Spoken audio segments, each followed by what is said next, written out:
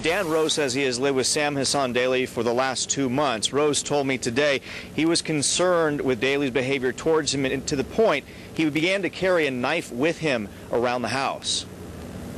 He's a pretty solitary man, kind of a recluse, I guess you would call it. DanRose says he rented a room from cab driver Sam Hassan Daly December 1st at this Kearney Mesa home. It's been a very uncomfortable situation living here in the last couple months.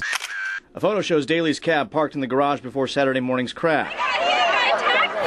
A crash and confrontation that injured 35 people in the Gaslamp district in front of the Stingery nightclub. Just very irrational behavior.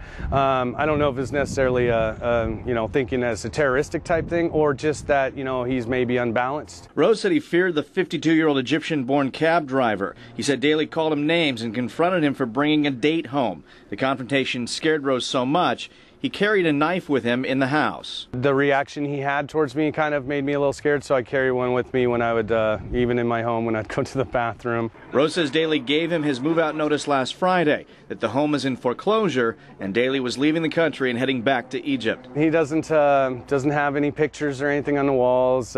Pretty, bare house, pretty bare minimum. It's not clear if Daly had diabetes, but it does appear he was on some kind of medication at the time of the crash. He had just changed medications, and that it made him very sleepy and fatigued that night of the accident, and that he blacked out. Daly has not come home since the crash. My gut feeling about him, I just think that maybe he's just emotionally imbalanced. And Jim, the cab driver's whereabouts are still unknown tonight. We're live in the Gaslamp. Jeff Powers, San Diego 6 News. All right, Jeff, no less than glowing assessment there from the roommate. I know you've been in touch with friends as well. What are they saying about him tonight? Jim, it's a total contrast. A lot of the folks I spoke with most of the day call him a precise, studied man. They say he was a dermatologist back in Egypt, and they say he was not short-tempered nor unstable. So certainly two sides to this man.